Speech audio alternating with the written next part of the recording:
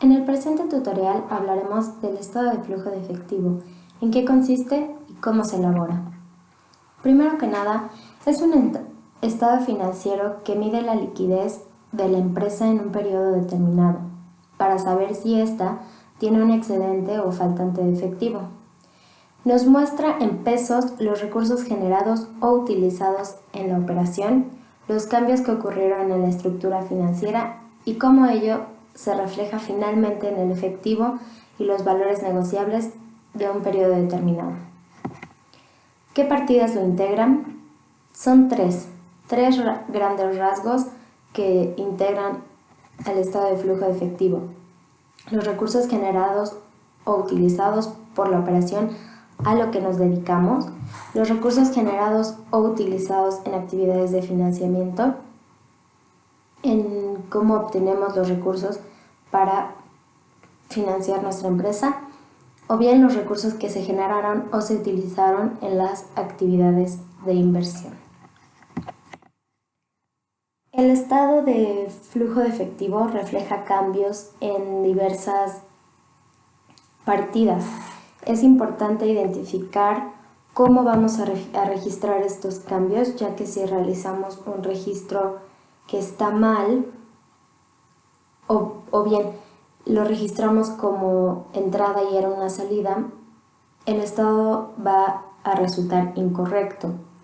Primero que nada hay que identificar que las entradas se van a componer de decrementos en cualquier activo. Si por ejemplo la empresa vende maquinaria, va a ingresar dinero. Si incrementa cualquier pasivo, es decir, si pide más dinero al banco, de igual modo va a entrar un flujo de efectivo. La utilidad neta después de impuestos es una entrada de flujo de efectivo. La depreciación y otros cargos que no se realizan en efectivo se tienen que considerar como entradas, así como la venta de acciones comunes o preferentes porque estamos recabando dinero de ello. Por el contrario, la salida, si incrementamos cualquier activo quiere decir que lo compramos y el dinero salió de la empresa. Los decrementos en cualquier pasivo, pagamos o liquidamos una deuda. La pérdida neta representa una salida, los dividendos pagados también, así como la recompra o el retiro de acciones del mercado. Pasemos a ver este formato que más o menos en el cual se estandariza nuestro estado de flujo de efectivo. Podemos ver que las partidas provienen de dos estados financieros que son estado de resultados y balance general. Son solo tres los que vienen del estado de resultados, mientras que el resto viene del balance general. Las utilidades netas después de impuestos, depreciación, cambio en cuentas por cobrar, cambio en inventarios, cambio en otros activos circulantes, cambio en cuentas por pagar, cambio en gastos acumulados. Todo esto tiene que está relacionado a lo que la empresa se dedica. Entonces son flujo de efectivo proveniente de actividades de operación. En cuanto a la inversión, son activos fijos brutos, activos intangibles y otros activos. Para el financiamiento, ¿de dónde sacamos el dinero? De documentos por pagar, puede ser impuestos diferidos. Los impuestos diferidos son aquellos impuestos de periodos pasados que aún no se han cubierto. La deuda a largo plazo, cambio en el capital contable, los dividendos que fueron pagados, todo ello es en las actividades de financiamiento. Para cuando sumemos la operación, inversión y financiamiento nos dará un flujo neto de efectivo y valores bursátiles o negociables. Procederemos a hacer un ejercicio. Están resaltados en color amarillo aquellas partidas que vamos a estar utilizando para construir nuestro estado de flujo de efectivo de la empresa Productos Danhaus. En cuanto al flujo de efectivo de actividades de operación, comenzamos con las utilidades netas después de impuestos, que corresponden a las utilidades del año 2015, como lo podemos ver aquí en nuestro estado de resultados. Ahora bien, la depreciación también es la correspondiente al periodo de 2015. El cambio en cuentas por cobrar, identificamos cuentas por cobrar y nos damos cuenta que hubo un incremento, por lo cual representa una salida para la empresa, ya que las cuentas por cobrar son un activo. Los inventarios también aumentaron, también representa una salida. Otros activos circulantes han incrementado, aquí lo podemos ver, y también representa una salida.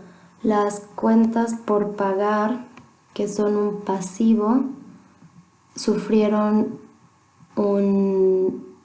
una disminución que también identificamos como salida para la empresa. Los gastos acumulados sufrieron un aumento que nos representa una entrada, se registra positivo. Al sumar todas estas cifras nos da el total del efectivo proveniente de actividades de operación. Pasamos al siguiente rubro, que son flujo de efectivo de actividades de inversión, que contempla el cambio en activos fijos brutos. Identificamos propiedad, planta y equipo bruto, que sufre un aumento y ello representa una salida para la empresa, que indicamos en negativo.